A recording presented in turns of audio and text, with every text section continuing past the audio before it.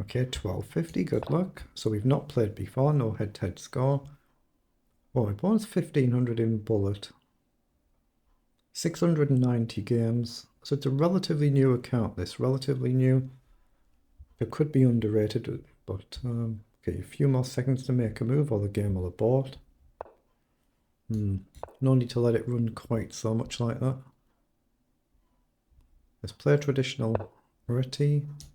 So b4. At the top levels, e3 is more fashionable these days, just to charge this pawn push. Let's see if takes, we can just collect back either way. Pushes forward. I think we just take the pawn there then, just to undermine the defense of this pawn. So what do we want to do now? I don't think we do this and try and guard the pawn. I think we just go e3. And if takes, we take back and we try and challenge the center. Oh, pushes forward there. Okay, let's take that. He does take.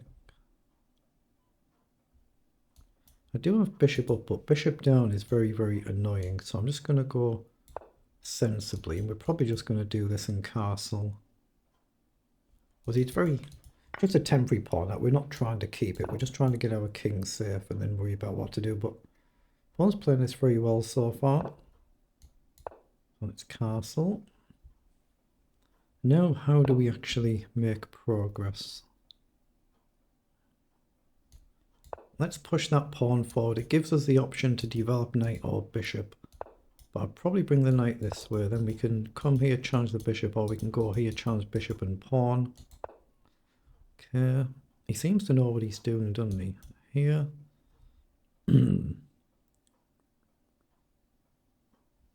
Yeah, I like the idea of going this way. We might get the pawn come across, but it's still a target. Or we can bring the bishop back this way.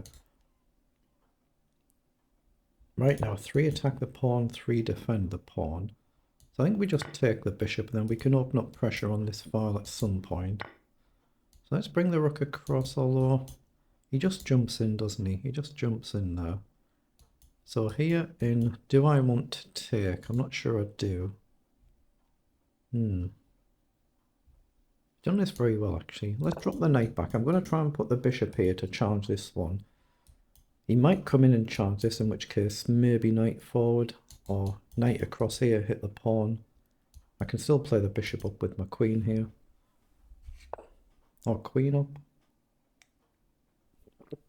Excuse me. I think it makes sense to move the bishop here. If the knight comes in, we've got the option to trade our bishop that's not doing anything for a knight that's potentially very good. Otherwise, we've maybe got rook across, but he can still jump the knight in with rook across, so there's no immediate risk. I just want to get the bishop here and get rid of this annoying bishop. Now that kind of pushes me towards going there anyway. Now if I go there now, is there a problem? Possibly. Possibly. So I can do this and he'll play knight in, or I can do knight up and hit the pawn. Knight up, knight in. Maybe I can jump this way actually. I don't mind the look of that. Yeah, I'm going to play knight forward. Going to be a bit careful here. I'm going to be a bit careful. He's playing this really well.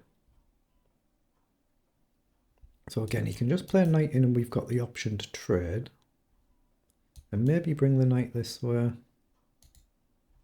But there's no benefit to pinning his knight because he's well covered anyway. So probably just trade. The only other option is our bishop coming this way, but there's not really anywhere to go.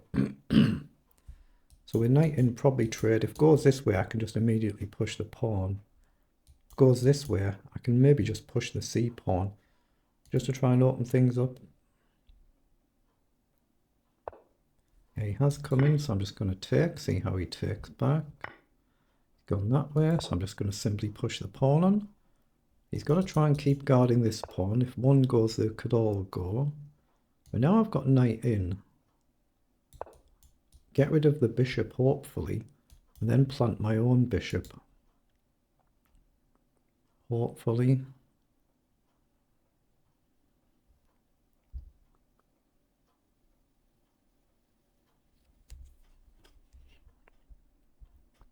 Obviously this pawn could become a real problem, but hopefully so can ours, hopefully.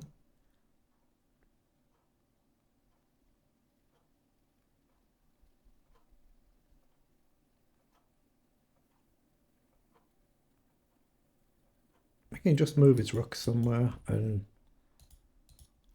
shift the rook, but we've got the option to get rid of our knight for that very, very dangerous bishop.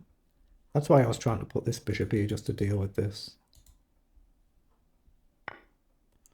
Wow, he's gone for a sack. I don't think that can be good, surely, but takes, knight in, back, knight check. What the heck has he done there? That's a wow move, isn't it? How the heck has he found that as a 1200? Am I seeing things here? So knight in, if I go in the corner, he then takes here.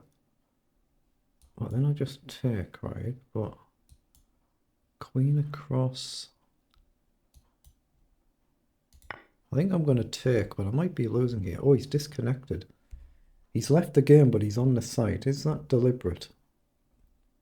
He's disconnected and reconnected, I think, there, because he's got an excellent internet connection. This could be suspicious. Yeah. This could be rather suspicious here. It could be. It might be nothing, but he definitely disconnected and left the game. It brought a warning message up. But that sacrifice was something else, wasn't it? Yeah, this is, I suspect something's going on with this game, but it is what it is. Can we keep this knight? Yeah, something's going on here. This is not a 1200 I'm playing against. Yeah. It's very unfortunate when you encounter this, isn't it? But it happens, unfortunately. But yeah, we saw him very clearly leave, and now he's threatening a check there, so I have to try and blockade. But here, he just comes in like this, so that's not really any good. Here, check, takes, check, back. I'm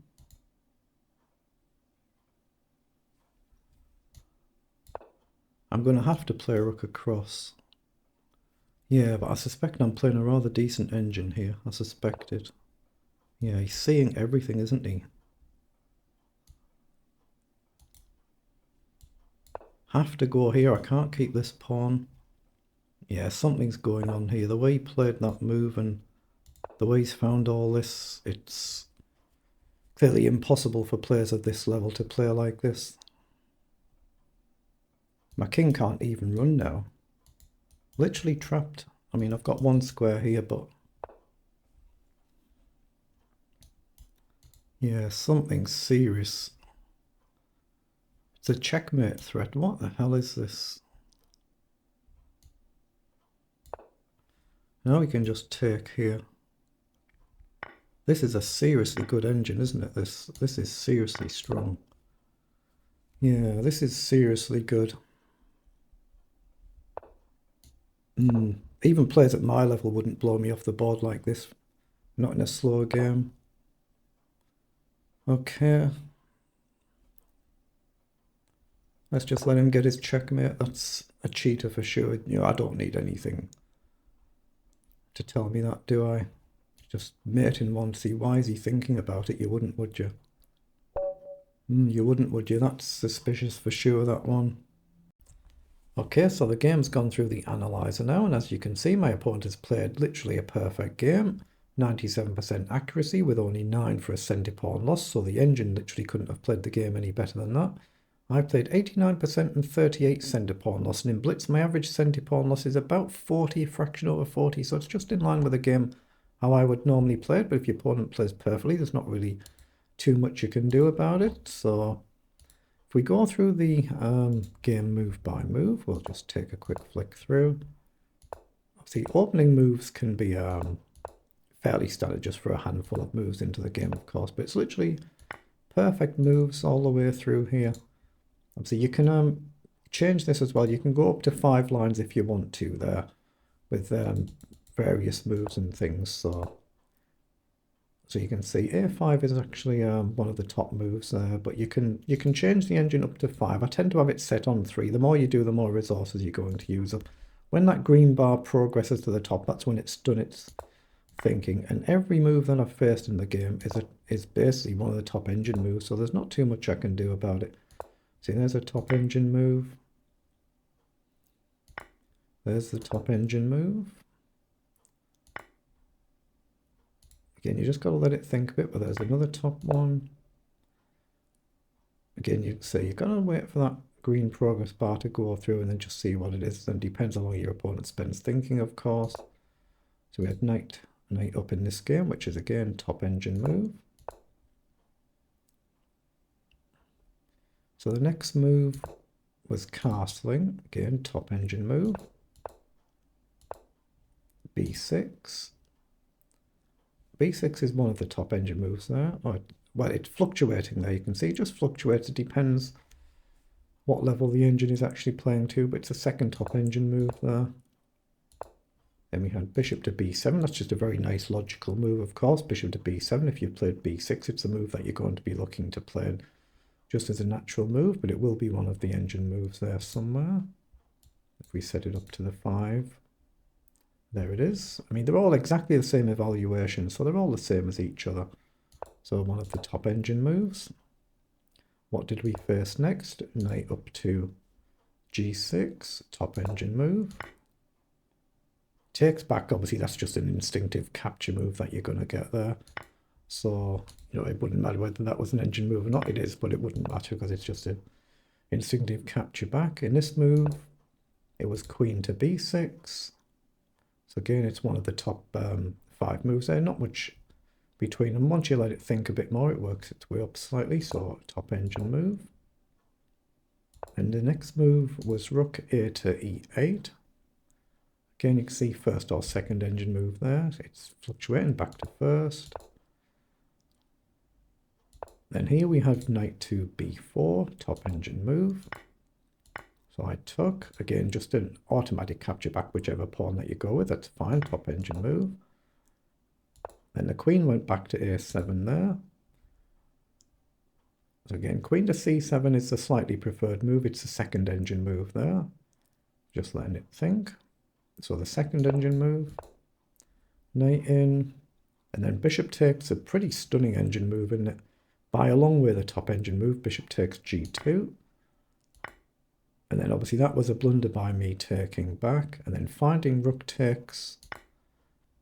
And obviously the queen up. And then the knight in. All top engine moves. And just converted perfectly. I either block with the knight here or I simply lose the knight. So I block the knight. I knew the pawn was coming. That's again simple, straightforward move for anybody to find. f5. Again, top engine move. But taking the knight as well. Simple, straightforward for anybody to find. And then we get this rather nice queen e5 move. Again, top along with queen to g5. You can see the arrows there, but it's basically I've faced a top engine move every move of the game. So if you're facing that, it doesn't matter how you play the game. Sooner or later, I'm going to make mistakes. Even there, b3, top engine move. But sooner or later, I'm just going to make mistakes, and there's not really too much you can do about it. We just get the game over and done with. And then at the very, very end, it looks a little bit odd here. The opponent creates a nice mate in 1, so I just allow it to get over and done with. And then takes 11 seconds just to make a mate in 1. That's a little bit unusual, isn't it? But it is what it is, so well done to whoever I was playing there.